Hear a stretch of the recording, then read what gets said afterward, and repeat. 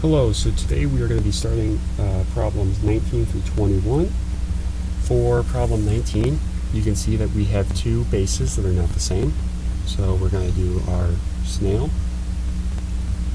and we'll have log base 3 of 15 equals x.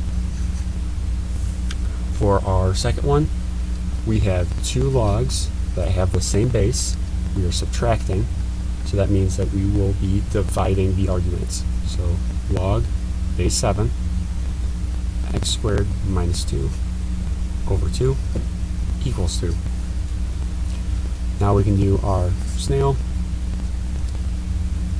7 squared equals x squared minus 2 over 2. So we'll have 49, we'll multiply by 2.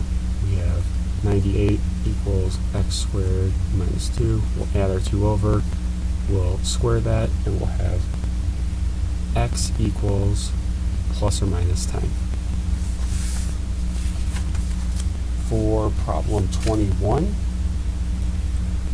we first are going to try and get this e by itself.